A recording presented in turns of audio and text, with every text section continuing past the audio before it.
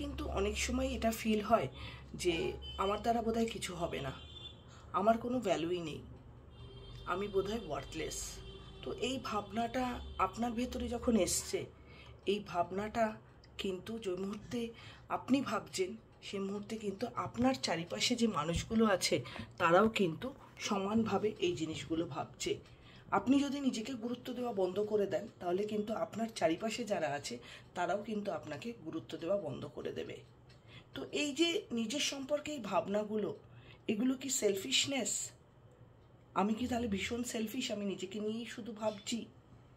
না, এটাকে শুধু সেলফিশনেস বলা যায় না। এটার ভিতরে কি আছে, হ্যাঁ, আজকে আমার ভিডিওর ভেতর থেকে সেটাই আপনাদের সাথে শেয়ার করব। তো নমস্কার, আমি লিপিকা, আমার ছোট্ট ইউটিউব চ্যানেলে তোমাদের সবাইকে স্বাগত। সেলফ লাভ কিন্তু সেলফিশ হওয়া নয়, ইটস আ ম্যাগনেটিক পার্ট। কীরকম ম্যাগনেটিক পার্ট? ল অফ অ্যাট্রাকশানে সব থেকে পাওয়ারফুল ফ্রিকোয়েন্সি কিন্তু আমাদের সেলফ ওয়ার্থ। যখন আপনি নিজেকে নিজে বলেন যে আমি ওয়ার্থলেস, হোপলেস, আমার দ্বারা কিছু হবে না, আমার কোনো গুরুত্বই নেই, নিজেকে অন্যের সাথে কম্পেয়ার করেন, ওর সাথে আমার কি ডিফারেন্স রয়েছে, আমি ভালো না ও খারাপ, বা ও খারাপ না আমি ভালো, বা আমার ভেতরে কোনো পজিটিভ জিনিসই নেই, আর আমি কিছুতেই পারফেক্ট হতে পারবো না, এই same doubt, same insecurity universe কিন্তু রিফ্লেক্ট করে আপনার লাইফে। কিভাবে? যখন আপনি নিজের মেন্টালিটিকে আপনি এভাবে কন্ট্রোল করবেন বা এভাবে থট প্রসেসটা লাগাবেন যে ইউনিভার্সের পার্টও কিন্তু সেটার উপর ডিপেন্ড করবে।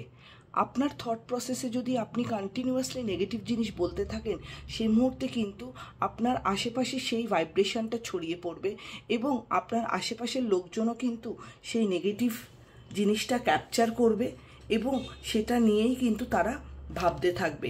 এক্ষেত্রে নিজের সাথে নিজে এটুকুই বলার যে আমি পারফেক্ট নই, বাট ডেফিনেটলি কিছু জিনিস আমার ভেতরে ভালো রয়েছে, আমিও পারবো, আমার দ্বারাও হবে। আর এছাড়াও আরেকটা জিনিস যেটা বলতে হবে যে আমি আমার নিজেকে ভীষণ ভালোবাসি, আমি নিজে অ্যাজ আ পার্সন ভীষণ স্পেশাল। আর এই পজিটিভ জিনিসগুলো যখনই আপনি আপনার নিজের সম্পর্কে নিজের থট প্রসেসে ভাবতে শুরু করবেন, তখনই দেখবেন আপনার চারপাশের জিনিসগুলো আস্তে আস্তে কিন্তু বদলে যাবে। আপনার চারপাশে যতই নেগেটিভিটি থাক, যতই খারাপ জিনিস আপনার থট প্রসেসে থাক, আপনি যদি আপনার নিজেকে ভালোবাসেন বা ভালো ভাবেন, তাহলে কিন্তু সেটার যে রিফ্লেকশন সেটা কিন্তু আপনার লাইফে আস্তে আস্তে পড়তে শুরু করবে। আর এই পজিটিভ ভাবনা থেকে কিন্তু আপনার যে থট প্রসেসটা সেটা কিন্তু আস্তে আস্তে পজিটিভের দিকে কিন্তু শিফট হতে থাকে। আর তখনই কিন্তু আপনি আপনার থট প্রসেস অ্যালাইন হয়ে যায় ডিভাইন লাভের ফ্রিকোয়েন্সির সাথে। সেলফ লাভ মানে কিন্তু শুধুমাত্র নিজের সম্পর্কেই ভাবা নয়। সেলফ লাভের অ্যাকচুয়াল মিনিং হলো নিজের লিমিট সেট করা, নিজের জন্য সময় বের করা, আর এর সাথে নিজের ইমোশনকে কিন্তু গুরুত্ব দেওয়াটা সবথেকে আগে জরুরি। যখন আপনি নিজেকে নিজে ভালোবাসবেন তখন দেখবেন চারিপাশে একটা পজিটিভ ভাইবস কিন্তু সারাক্ষণ বিরাজ করবে।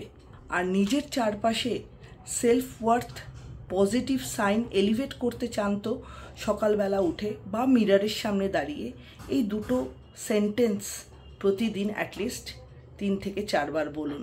কি সেই সেন্টেন্স দুটো? I am lovable and I love my self.